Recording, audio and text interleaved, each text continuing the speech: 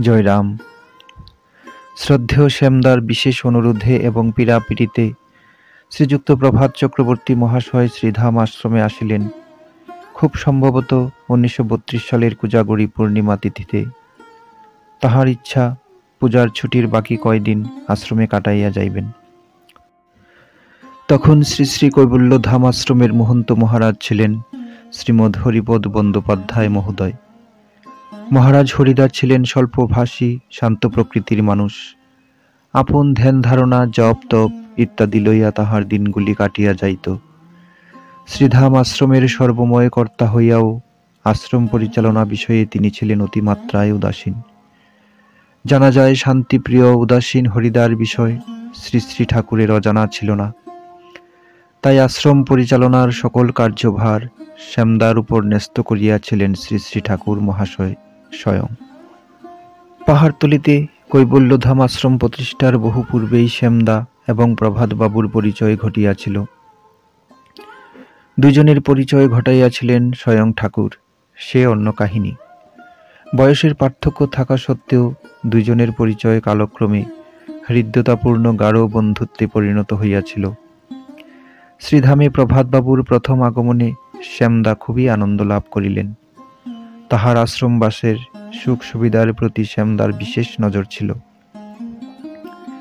একদিন গভীর রাতে সকলেই নিদ্রামগ্ন, প্রভাতবাবুর চোখে ঘুম নাই। গুরু মহিমা চিন্তনে নিমগ্ন তিনি। জ্যোৎস্নালোকে চারিদিকে প্লাবিত নিঝুম নিস্তব্ধ রজনী। চন্দ্রাতপে চট্টল পাহাড়স্থিত শ্রীধাম যেন এক অপরূপ স্বর্গীয় সুষমায় বিরাজিত। প্রভাতবাবু বাহিরে আসিলেন। চন্দ্রালোক স্নাত নিস্তব্ধ নিশীথে পর্বতের রূপমাধুরী আস্বাদনে আচ্ছন্ন প্রভাতবাবু ধীরে ধীরে পদচারণা করিতে করিতে শ্রীধামের পূর্ব প্রান্তে আসিয়া পড়িলেন। সম্মুখে ও দূরে পাহাড়ের নিম্নদেশে কামশ্রীকুণ্ড, ক্ষুদ্র ও গভীর জলাশয়। সম্বৎসর প্রায় একই রকম হাঁটুর উপরে কোমর সমান জল থাকে। ছোট জলাশয়ের জলরাশি স্ফটিকের ন্যায় এতই স্বচ্ছ যে কুণ্ডের তলদেশ পর্যন্ত দৃষ্টি চলিয়া যায়। কিন্তু একই দেখিতেছেন প্রভাতবাবু। সহসা তার দৃষ্টি পড়িল পূর্ব দিকে আশ্রম সংলগ্ন নিচে অবস্থিত কামশ্রী কুণ্ডে। তিনি দেখিতে পাইলেন কতিপয় সুন্দরী রমণী সেই কুণ্ডস্থিত জলে স্নান অবগাহনে মগ্ন। চপল চঞ্চলা নারী সুলভ উচ্ছলতায় একে অন্যের গাত্রে জল সিঞ্চন রূপ। জলকিলির উল্লাসে তাহারা উল্লসিত, কেহ স্খলিত বস্ত্রে, কেহ কেহ বস্ত্রাবরণ শূন্য সন্তরণে নিমগ্ন। তাহা দেখিয়া ক্রোধের উন্মেষ ঘটিল প্রভাতবাবুর। মনে মনে ভাবিলেন, শহরের নষ্টা মেয়েদের আনাগোনা হইতেছে, গুন্ডা বদমায়েশদের আখড়া হইতে আর বেশি বিলম্ব নাই। উচ্ছন্নে যাইবে এই আশ্রম, এর একটা বিহিত এখনই করা প্রয়োজন। শান্তিপ্রিয় নির্বিরোধী মহন্ত মহারাজ হরিদাকে তিনি ভালোই জানেন। তাহাকে বলিয়া কোনো সুরাহা হইবে না। তাই ক্ষুব্ধ প্রভাতবাবু দ্রুত আসিলেন শ্যামদার শয়ন কক্ষ সম্মুখে। নিদ্রিত শ্যামদাকে উঠাইলেন এবং রাগত স্বরে কামশ্রীকুণ্ডের বিবস্ত্র অর্ধবিবস্ত্র নারীদের স্নানের কাহিনী সবিস্তারে বর্ণনা দিয়া ক্ষোভের সহিত জানাইলেন যে এই আশ্রম কলুষিত হইতে আর বেশি দেরি নাই।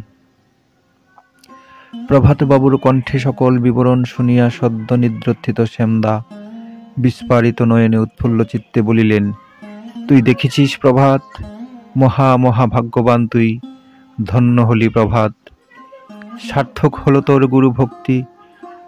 বলিতে বলিতে শ্যামদা আলিঙ্গনাবদ্ধ করিলেন প্রভাতবাবুকে। শ্যামদা তাহাকে আরও বলিলেন, ঠাকুর বলিয়াছেন কামশ্রীকুণ্ডে গভীর রাত্রে দেবকন্যারা স্নান করিতে আসেন। কোনো কোনো ভাগ্যবান দেখিতে পান অতি পবিত্র এই জলাশয়ের জল। শ্রী শ্রী ঠাকুরের উক্তির কথা শুনিয়া প্রভাতবাবু চুপ হইয়া গেলেন। শ্যামদা তাহাকে যুক্তি দিয়া বুঝাইতে লাগিলেন তখন, প্রভাত, তুই এটুকু ভাবলি না এই পাহাড় জঙ্গলে বাঘ বালুকের নিত্য আনাগোনা? গভীর রাতে শহর থেকে এত দূরে তারা স্নান করতে এখানে আসবে কেন? তাদের ভয় ডর কিছু নেই নাকি? শ্যামদার যুক্তিপূর্ণ কথায় প্রভাতবাবু শান্ত হইলেন।